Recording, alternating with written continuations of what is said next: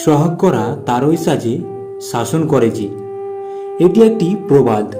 কাউকে এমন পাত্তা দেওয়া উচিত না যে আপনার মূল্যই বুঝতে চেষ্টা করে না। যত তাড়াতাড়ি আয় করা যায় সেটাই ভালো। টাকা ছাড়া এই দুনিয়ার সম্মান পাওয়া অসম্ভব। নিজেকে এতটা দুর্বল হতে দিও না যে তোমার কারো অনুগ্রহের প্রয়োজন হয়। নীরবে পরিশ্রম করো, তোমার সাফল্য শোরগোল করবেই। যে তার আসল মজা তো তখনই যখন সবাই তোমার হারের অপেক্ষায় থাকে। সব দুঃখের মূল এই দুনিয়ার প্রতি অত্যাধিক আকর্ষণ। না কোনোদিনও এই দুনিয়া থেকে আকর্ষণ ঘটবে, আর না এই দুঃখের মূল নিবৃত্তি ঘটবে। যে নিজেকে দমন করতে পারে না সে নিজের জন্যও বিপজ্জনক এবং অন্য সবার জন্যও বিপজ্জনক। প্রত্যেককে বিশ্বাস করা বিপজ্জনক, কিন্তু কাউকে বিশ্বাস না করা আরও বেশি বিপজ্জনক। অসৎ লোক কাউকে সৎ মনে করে না, সকলকেই সে নিজের মতোই ভাবে। প্রতিটা মানুষকে মাপা খুবই কঠিন কাজ। আমাদের গ্রামে রয়েছে একটি কামারের দোকান। কামার সারাদিন কাজ করে, আর তার ছোট্ট ছেলে সারাদিন তার পাশে বসে বাবার মুখে নানান গল্প শুনে। কারণ সে মনে করে খেলাধুলা করার চেয়ে বাবার মুখের গল্প শোনাটাই তার কাছে বেশি পছন্দের। এরকম একদিন সেই ছোট্ট ছেলেটি তার বাবাকে জিজ্ঞেস করলো, বাবা, এই পৃথিবীতে তো সব কিছুরই মূল্য আছে, তাহলে মানুষের মূল্য কত? এত ছোট্ট একটা বাচ্চার মুখে এরকম প্রশ্ন শোনার জন্য মোটেও প্রস্তুত ছিলেন না তার বাবা। কিছুটা থমকে গিয়ে তিনি উত্তর দিলেন, বাবা, মানুষের মূল্য নির্ধারণ করা যায় না। একজন মানুষের মূল্য নির্ধারণ করা খুবই কঠিন কাজ। বাচ্চা ছেলেটি বলল, পৃথিবীতে তো অনেক রকম মানুষ আছে, তাহলে কারো মূল্যই কি নির্ধারণ করা যাবে না? পিতা বলল, না, সম্ভব নয়। বাচ্চাটি কিছুই বুঝল না। সে আবার তার বাবাকে জিজ্ঞেস করল, মানুষের যদি মূল্যই না থাকে তাহলে এই পৃথিবীতে কেন কেউ ধনী আর কেন কেউ গরিব? কেনই বেশি সম্মান, কেনই বা কম সম্মান পায়? বাবা ভাবলেন, ছেলেকে বলে বোঝানো যাবে না, তাকে উদাহরণ দিয়ে বোঝাতে হবে। তখন বাবা বললেন, ওই যে হাঁপড়ের ওখানে যে লোহাটা রডটা পড়ে আছে সেটা নিয়ে এসো। বাচ্চাটি গিয়ে লোহার রডটা নিয়ে আসতেই বাবা প্রশ্ন করলেন, বলো তো এই রডটার দাম কত হতে পারে? ছেলে বলল, আজ সকালে তো তুমি এটাকে 100 টাকা দিয়ে বিক্রি করেছো, সুতরাং এটার দাম 100 টাকা। বাবা বলল, আমি যদি এই রডটা থেকে 5টা কাস্তে বানিয়ে দিই তাহলে এর দাম আমি কত টাকা পাবো? ছেলে বলল, একটা কাস্তের দাম 50 টাকা, তাহলে 5টা কাস্তের দাম 250 টাকা।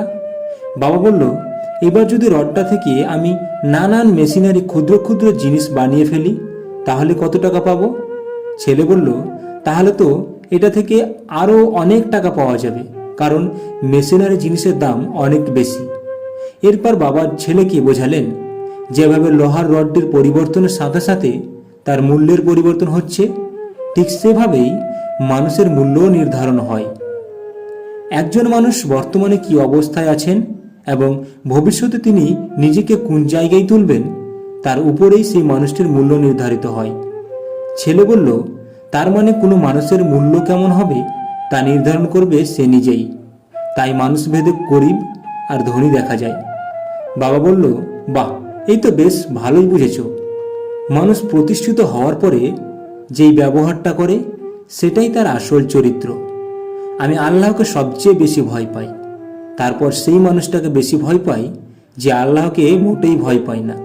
ভীরুরা মরার আগে বারবার মরে, সাহসীরা মৃত্যুর স্বাদ একবারেই গ্রহণ করে।